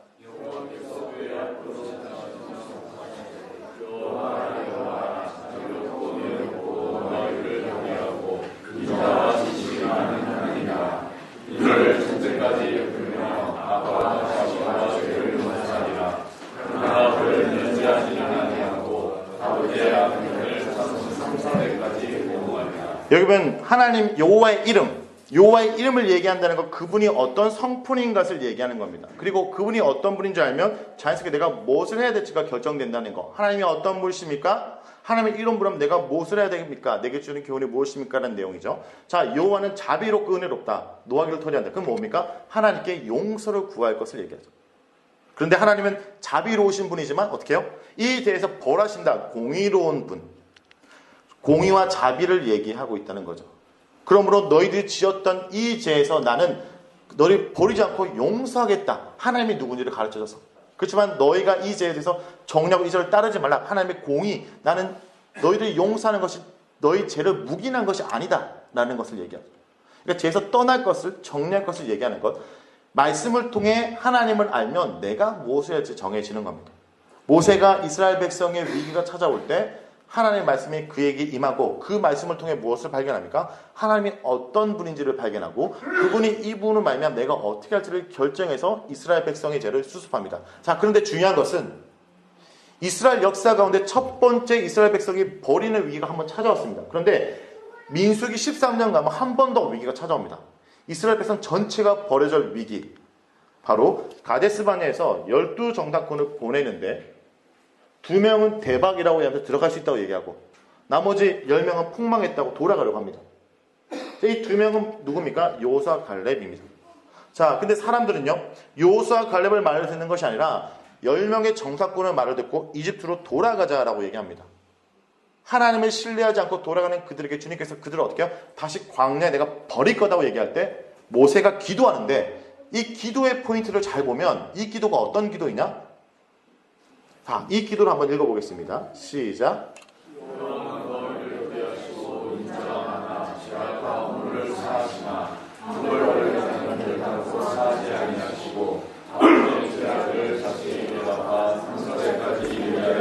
자, 여기까지 읽겠습니다. 자, 이 기도가 어디서 비롯된 기도입니까? 바로 출애굽기 34장에서 비롯된 기도입니다.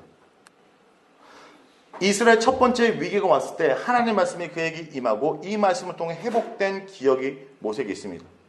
이스라엘 두 번째 위기가 찾아왔습니다. 그때 모세가 어떻게 합니까? 그때 내가 말씀을 통해 깨었던 그 하나님을 가지고 이 사항을 놓고 기도할 때 주님께서 뭐라고 얘기합니까? 내가 내 말대로 사하노라. 저는 이렇게 생각합니다. 오늘 내가 말씀을 묵상하고 내 속에 간직된 이 말씀이 지금 나에게 적용되지 않는 것 같을지라도 때로는 이 말씀이 내 속에 있어 내 공동체를 살리고 내 가정을 살리고 내 나라를 살리고 내 교회를 살리는 말씀이 될 것을 믿습니다. 모세가 이때 하나님의 말씀을 통해 회복됐던 이 한 번의 사건이 자기로 그치는 것이 아니라 이스라엘 민족을 다시 한번 구하는 일이 된다는 것. 자, 이제 출애굽기를 한번 정리해 보겠습니다. 출애굽기는 1장부터 18장까지는 애굽으로부터 나오는 내용입니다. 19장부터 40장까지는 광야에서 하나님과 함께하는 내용이죠. 그래서 19장의 신의 산, 그리고 20장부터 40장은 성막과 율법. 자, 1장에서 노예로 핍박받던 그들이 출애굽기 40장에는 하나님의 돌봄을 받으며 끝납니다. 이것을 통해 출애굽기는 구원받은 우리가 어떻게 살아야 하는지 보여줍니다. 바로 노예된 백성에서 소유된 백성으로 오늘 하루 세상의 노예가 아니라 하나님의 소유된 백성으로 살아가라는 겁니다. 그리고 하나님의 소유된 백성의 삶은 바로 성막 위에 구름이 있으면 나아가고 없으면 멈춰서는 것. 주의 말씀을 붙들고 살아가는 것이 이 세상 가운데 하나님의 소유된 백성의 삶의 모습으로 출애굽기 이야기하고 있습니다. 자, 레위기로 넘어가겠습니다. 자, 하나님의 말씀을 붙들고 나아가는 그들 가운데 하나님이 원하는 그들의 모습에 대해서 얘기하는 것이 레위기입니다. 레위기는 누가 뭐래도 어떤 단어가 가장 핵심이 있겠습니까? 거룩이죠. 근데 이 거룩은 언약과 함께 이야기하고 있음을 우리가 아셔야 됩니다. 언약의 표준 공식이 있습니다. 바로 첫 번째, 나는 너의 하나님이 될지니라. 두 번째, 너희는 내 백성이 될지니라. 세 번째, 나는 너희 중에 거하리라. 그러니까 나는 너의 하나님이 되고 너는 내 백성이 되는데 너희와 내가 함께 있다. 그런데 하나님이 한 가지 얘기합니다. 나는 거룩하니까 너도 거룩해라. 너희와 내가 함께 있게 될 거고 너는 나는 너의 하나님. 그러면 내가 거룩하니 너도 거룩하라. 그래서 레위기 1장부터 16장은 신앙의 거룩함을 강조하고 레위기 17장부터 27장은 생활의 거룩함. 그래서 앞에 신앙의 거룩함은 뭐냐면 하나님 앞에 우리가 신앙과 제사와 이런 걸 통해 어떻게 거룩한 걸 얘기한다면 뒤에는 거룩한 삶을 어떻게 살아갈 건가에 대한 삶에 대한 문제에 거룩에 초점을 많이 두고 있습니다. 저는 레위기 묵상할 때 레위기 18장에서 중요한 땅의 개념, 우리가 거하는 땅에서 어떻게 살지를 이야기한다고 생각합니다. 최근에 저는 디아스포라나 아니면 여러 지역의 여러 아이들을 만나러 갑니다. 그리고 그 사람들에게 하는 얘기가 이겁니다. 뭐냐면 이겁니다. 우리는 땅이 우리의 정체성을 결정하는 것이 아니라는 겁니다. 레위기 이렇게 얘기합니다. 너희가 거주하던 애굽의 땅을 풍속을 따르지 말라. 그러니까 이전의 땅 따르지 마. 그런데 너희가 살 땅도 따르지 마. 땅의 풍습을 따르지 말고 너희는 어디든지 바로 같이 한번 읽겠습니다. 4절 시작. 너희는 내 법도를 따르며 내 규례를 지켜 그대로 행하라. 나는 너희 하나님 네. 그 땅의 소속이 아니라 하나님의 소유된 백성으로서의 말씀을 따를 것을 우리가 붙들어야 된다는 거죠. 많은 사람들이 자꾸 내가 속한 그 땅, 내 조직의 논리를 따르려고 합니다. 근데 그것이 아니라 내 소속이 주님께 있기에 주의 말씀을 따라야 된다는 것이고, 그 주님은 무엇을 강조하냐? 바로 거룩을 강조한다는 겁니다. 모세 오경까지 하고 제가 쉬도록 하겠습니다. 레위기를 정리하겠습니다. 레위기는 이스라엘 백성들에게 거룩을 강조합니다. 1장부터 16장은 신앙의 거룩함을 강조하고 17장부터 27장은 생활의 거룩함을 강조합니다. 거룩한, 거룩하라, 거룩하니, 거룩할 것, 거룩하게, 거룩함, 거룩할지어다. 50번이나 거룩을 말합니다. 그런데 이 거룩은 세상 앞에 나를 치장하는 것이 아니라 주님 앞에 나를 부정하라는 것입니다. 그래서 우리는 거대해지길 바라는 세상 속에 거룩해지길 소망하며 사는 겁니다. 자꾸 우리는 세상을 이렇게 합니다. 너가 커져야 돼. 거룩해져야 돼. 오늘 말씀도 제가 묵상하면서 제가 기록을 했는데, 오늘 말씀 보면 여호와께 돌아가자고 얘기하는데, 우리 스스로 우리의 행적을 돌아보고 돌아가자라고 할 때, 이건 우리가 그 전에 이스라엘 백성으로 잘 나가던 포지션으로 가자는 것이 아니라, 포지션이 아니라 우리가 하나님께 순종하는 릴레이션, 관계를 회복하자는 내용이죠. 그래서 우리가 잘 나가는 것, 거대하는 것이 아니라 주님께서는 네가 나와 온전한 관계로는 거룩함을 지켜라 하는 것에 포인트가 있다라는 것, 레위기입니다. 자, 민수기입니다. 자, 민수기를 빠르게 한번 정리해 보겠습니다. 민수기는 기본적으로 이런 스토리로 진행됩니다. 시내산에서 1장부터 10장, 그리고 10장부터 12장의 여정, 바란강에서 13장부터 19장, 여정이 20장부터 21장, 모압평지 22장에서 35장. 이거 적으실 필요 없고 제가 자료 다 드립니다. 제일 앞부분에 인구조사와 그리고 그들이 하나님과 함께하기 위해서 거룩을 강조하는 부분들이 있습니다. 이제 이 출발이 시작됨과 동시에 그들은 불만을 표합니다. 그리고 모세에게 반항하기 시작합니다. 그리고 이제 그 약속의 땅에 앞두고 그들이 결정적인 잘못을 하게 되죠. 바로 12정탐꾼을 보냈지만 10명의 정탐꾼을 얘기하고 돌아가려고 합니다. 하나님께서 그들을 버리려고 합니다. 근데 모세의 출애굽기 34장의 그 기도 때문에 주님께서 그들을 살리십니다. 그리고 이제 그들이 아니라 그들의 후손들이 들어가도록 하시죠. 자, 그들은 이제 반얀 강야에서 생활하게 됩니다. 근데 여기서 끊임없이 하나님을 의심하고 심지어 모세에게 반항합니다. 고라의 일당들이 권력 투쟁을 하죠. 고라의 일당들은 모세에게 권력을 탐하면서 그의 네가 뭔데 나에게는 명령하냐고 도전합니다. 근데 그들이 결국 땅에 삼키게 됩니다. 그들이 죽게 되죠. 그리고 백성들이 끊임없이 불평하자 이제 누구까지 흔들립니까? 모세까지 흔들리게 됩니다. 그리고 주님 앞에 시술을 하게 됩니다. 그리고 결정적으로 그들이 주님께 다 죽게 됐지만 노뱀 사건으로 구원하게 됩니다. 근데 이 모든 그림을 민수기를 보면요, 이 모든 그림, 그들이 하나님께 동행하는 가운데 자기들끼리 박착박착 싸우지만 하나님이 큰 그림으로 보여준 것은 주님께서 여전히 그들을 보호하고 있다는 모습을 보여주죠. 바로 이 발락과 바람 선지자의 모습을 통해 발락은 바람에게 이들을 끊임없이 저주하려고 하지만 이 이방 선지자의 입에서 그들을 쉽게 저주하지 못하도록 주님께서 누가 내 백성을 감히 건드리지 못하도록 보호하고 있는 모습. 그들은 하나님의 보호를 받아 지금 전진하고 있는 거예요. 그들 후퇴하는 것이 아니라 지금도 하나님의 보호를 받고 나아가고 있는 건데 그들이 이것을 모르고 있는 모습. 그리고 이제 이후에 다음 세대가 준비되고 이제 요단 동편 정령과 정창이 이어지는 것이 민수를 넘어가는 이야기입니다. 근데 여기서 저는 한 가지 마지막 부분에 민수기의 마지막 부분이 너무나 멋있다라는 생각을 하는데 어떤 부분이냐, 멋있는 여인들이 나옵니다. 이 멋있는들에 대한 언급입니다. 바로 슬로바 딸들의 언급. 왜 이 여인들을 얘기하냐? 고라는 그 모세에게 공식적으로 도전했던 무리, 남자 무리와 여성 무리가 있는데 남자 무리는 고라 일당들입니다. 그들은 권력 투쟁을 했습니다. 그런데 이 여성의 무리들은 권력이 아니라 권리주장. 이 권리주장이 왜 특별하냐? 모든 사람들은 이 땅 가운데 가지 않으려고 돌아가려고 하는데 그 땅을 달라고 얘기합니다. 우리 아버지는 고라 일당처럼 죄를 져 죽은 것이 아니라 자연스럽게 죽었기 때문에 우리가 그 땅 가운데 남자의 명수대로 땅을 주게 되면 우리가 받지 못한다. 그 땅을 달라는 건 소유를 얘기한 것이 아니라 자신의 분깃을 삼고 내가 그 땅에서 하나님 나라에 일구어 갈 수 있는 권리를 달라고 하는 것. 적극적으로 하나님 나라의 일에 동참하고 책임을 다하는 모습. 그리고 민수기에서는 슬로바 딸들을 어떻게 얘기하냐면요. 이렇게 얘기합니다. 그들이 이 땅을 요구했기 때문에 그들이 결혼하는 것도 바로 므낫세 족속 사람들과 결혼했다고 얘기합니다. 이게 좀 특별한 표현인데 당시에 많은 사람들이 선호했던 지파는 어떤 지파일까요?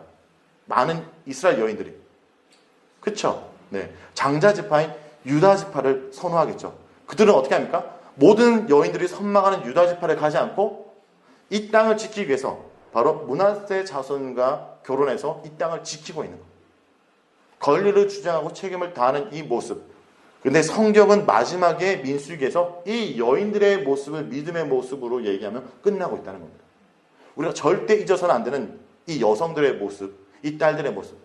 많은 남자들은 그 위기 앞에 돌아가려고 하고 모세에게 항의했지만 이 여인들은 적극적으로 하나님을 취했던 모습.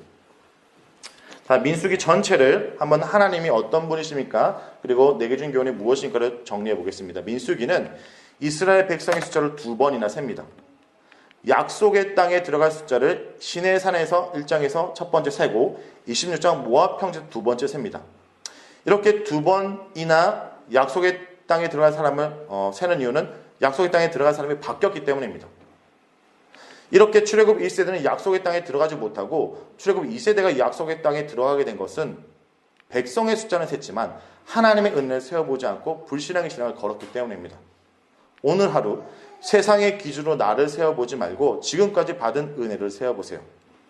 그것이 강야를 사는 나의 생존 비결입니다. 아멘. 이렇잖아요. 내 앞에 있는 문제를 뒀을 때 우리는 어떻게 합니까? 세상의 기준으로 나를 세워봅니다. 그럼 부족할 수밖에 없죠. 하지만 내 앞에 있는 문제 앞에 뭡니까? 지금까지 인도한 하나님의 은혜를 세워보면 앞으로도 인도할 하나님을 기대할 수 있습니다. 근데 우리는 어떻습니까? 세상의 기준으로 나를 세워보기 때문에 내 앞에 있는 문제 앞에 불평과 불만과 그리고 하나님에 대한 불신이 가득한 거죠. 지금까지 주님께서 이렇게 인도했다면 앞으로도 인도할 그 하나님의 은혜를 세워보는 것. 그것이 민수기를 통해서 우리가 이 땅 가운데 살아가는 생존 비결을 발견할 수 있습니다. 모세오경의 마지막 신명기입니다. 신명기는 이제 그 땅을 놔두고 하나님께서 그 땅 가운데 너희가 무엇을 해야 되는지를 강조하는 부분입니다. 신명기는 율법을 되풀이하다는 뜻이 있고요. 이 신명기가 성경에서 중요한 위치를 차지합니다. 바로 요시야 왕 때 종교개혁도 바로 이 성전에서 발견된 율법제도 이게 바로 신명기 말씀입니다. 이 말씀을 읽고 이 말씀을 통해서 하나님의 말씀을 살아갈 때 그들 가운데 개혁이 일어나고 새로운 일들이 이루어지는 것을 성경 속에 볼 수 있습니다. 왜냐하면 그들이 원래 그 땅에서 해야 될 청사진이 이곳 가운데 있기 때문입니다. 신명기 6장 1절부터 9절이 그것을 보여주는데요. 자, 주님께서는 그들에게 땅을 준다고 합니다. 차지할 땅에서 행할 것이다. 그리고 젖과 꿀이 흐르는 땅에서 땅을 얘기하죠. 자, 하나님께서 그 땅 가운데 너희들이 해야 될 일을 가장 강조하고 있는 게 뭐냐면 바로 너희는 그 땅 가운데 내 마음을 다하고 뜻을 다하고 힘을 다하여 하나님을 사랑하라. 그러니까 그 땅 가운데 우리가 해야 될 것은 사랑하는 건데 사랑하는 자가 사랑하는 대상에 대해서 해야 될 행동은 뭐냐면 그 말을 가치 있게 여겨 그 말을 따르는 것에 대해서 얘기하는 거죠. 그 말씀을 마음에 새기고 자녀에게 부지런히 가르치고 말씀을 강론하는 것. 사랑하는 대상이 있다면 그 말을 잘 듣고 그 말을 따르는 것. 그 말을 통해 그를 알아가는 것. 그리고 그 말을 어떻게 합니까? 손목에 대고 미간에 붙이고 집 문서주와 바깥문에 기록하라고 얘기합니다. 저는 이 부분을 녹색 부분과 파란색으로 좀 구분하는데 녹색 부분은 기본적으로 저는 이렇게 봅니다. 나로부터 자손에게 말씀이 흘러가도록 자자손손대대로 어떻게 말씀을 순종하도록 가르칠 것을 얘기한다면 이 파란색 부분은 옆으로의 확장, 밑으로 확장이 녹색 부분이라면 파란색 부분은 옆으로의 확장을 보여준다고 생각합니다. 말씀을 손목에 맨다는 뭡니까? 내가 다짐하는 거죠. 말씀을 내 미간에 붙인다는 것은 나는 보이지 않습니다. 근데 내 앞에 사람들, 내 앞에 있는 사람들 저 말씀에 메인받은 사람이라는 것을 보여주는 것이죠. 그리고 그 집 문설주에 바란다는 것은 뭡니까? 바로 말씀으로 사는 가정을 만드는 것. 더 중요한 것은 바깥문인데 많은 주석을 보면 이 바깥문은 결국 그 지파의 성문을 얘기하는 겁니다. 정리하면 이스라엘 12지파가 이 가나안 땅에 흩어져 살아갑니다. 흩어져 살아가서 그 지파 레이지파를 제하고 흩어져 살아가지만 그들이 전체적인 단위를 본다면 말씀대로 사는 나라. 각 개인이 손목에 메고 미간에 붙이고 집이 붙이고 그 지파가 붙여서 말씀대로 살아감으로 말미암아 하나님을 보여주는 나라. 바로 제사장 나라. 하나님께서 우리에게 신겨준 그 땅에서 내가 말씀대로 살아갈 때 믿지 않는 자들이 주님께 돌아오도록 한다는 것에 대한 것을 보여주는 겁니다. 하나님이 이 땅 가운데 하고 싶었던 것은 부강한 나라, 잘 나가는 나라를 만드는 것이 아니라 하나님 말씀으로 순종해서 하나님이 어떤 분인지를 보여주는 나라를 세우려고 하는 것. 모든 나라가 하나님께 돌아오도록 하는 나라를 만드는 겁니다. 그래서 이곳에서 이 부분에 포인트가 있습니다. 한번 읽어보겠습니다. 시작.